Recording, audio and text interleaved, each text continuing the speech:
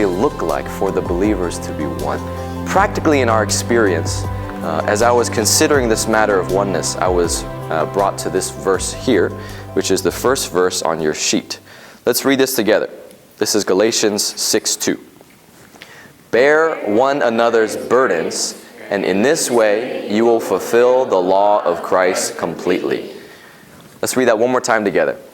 Bear one another's burdens, and in this way you will fulfill the law of Christ completely. So the key here is this phrase at the beginning, bear one another's burdens. Now the first thing we need to see is, what is a burden? That's not really a word that we use so much today. Well, really what a burden is it's any sort of weight that we bear. It can relate to, on the positive side, maybe the Lord has put within us a desire for a friend or a family member to receive the Lord, to be saved, to receive the life of God. This is something He's placed within our heart, and it's even a longing and a desire within us. This can be considered a burden, something. They're not saved yet, so it's a burden that we continue to bear, continue to carry with us until they're saved. A burden can also relate to perhaps outwardly, classes, struggles. Maybe we're not doing so well in school or in a particular class. Could be a situation with family or at home or with friends that kind of troubling us. Something that's just a weight that we kind of carry with us.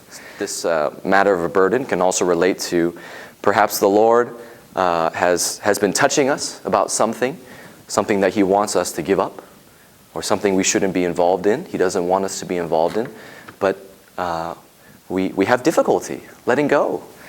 Or it could also relate to sins. Perhaps there are certain things that we do that we know the Lord isn't happy with, but yet it's difficult. We struggle to really overcome these things. Could also perhaps relate to even things, maybe secrets that we've kept hidden. Things that we maybe we don't know who we could share with. Maybe we've grown tired of keeping this to ourselves, but we don't know what else to do. These all are sort of things that we can consider as burdens that we're bearing. I have good news for you, which is that God's intention was never that we would bear these things alone. Throughout the course of our life, we will always have burdens. Everyone has burdens related to different things. Burdens that they're happy to share with others. Burdens that perhaps they're a bit ashamed to share. But the fact of the matter is that the Lord never intended for us to bear these burdens alone. And that's why Paul, as we read in that first verse, encouraged the Galatian believers, bear one another's burdens. Don't just carry these burdens alone, but bear one another's burdens.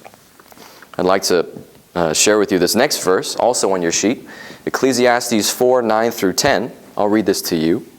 It says, 2 are better than 1, for if they fall, the one will lift up his companions. But woe to the one who falls and does not have another to lift him up. The last part of this verse, we could also say, woe to the one who has no one else to bear his or her burdens with. Woe to that one. I hope we all would have someone. And also another thing I'd like to point out from this verse is the fact that it's 2. It says 2 are better than 1. And the reason why this is important is because it's not, I have a burden. It's very personal and very deep. I have to share it with everyone. I mean, honestly, the things that are the deepest, the most secret, the most hidden, we can't share with everyone. We can't. But I would ask you, can you at least share it with one other person? I hope so. Who is that person? Well, you'll have to go ask the Lord Jesus who that should be. I can't tell you. But I hope that we would have this view.